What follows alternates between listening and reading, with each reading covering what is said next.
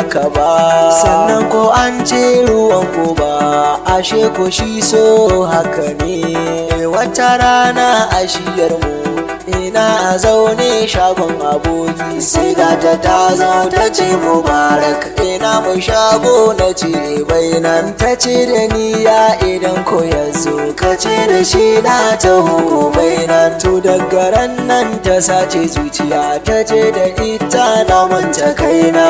Da aboki ya zo na ce mai wata yarinya kyakkyawa doguwa kuma son kowa, ta taho gunka baka nan, yarinyar kuma ta yi min asali kuma na santa, yanzu kuma ina santa, shin aboki ya za a yi?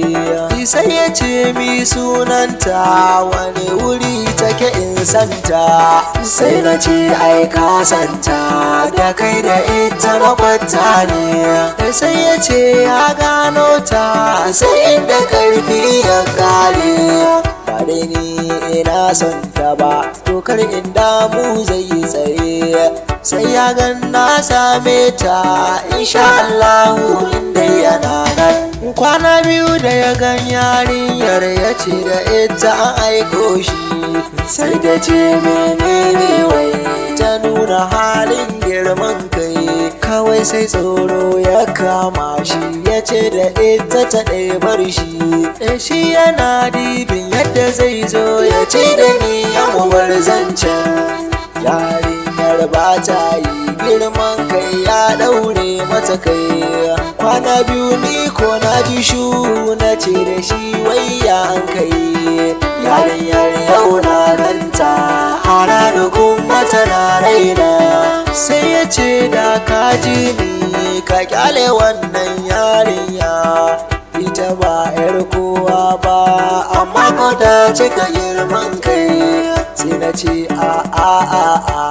a fare da can na santa, in ka je ka gaya mata ni ne mubarakun ki mai waka, kuma ni na santa.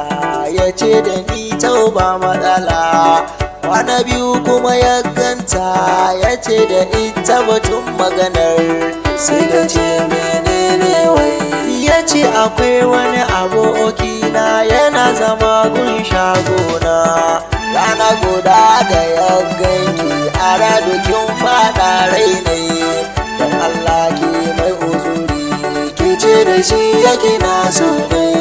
Sai ta ce wane ne wai, tana tunani kamar ni ne, sai kawai ta murmushi ta ce da shi nan yake zama, sai ko ya ce sosai sosai kullum da safe har ma da rana, kuma duk dalilin ki yake zama nan shagona.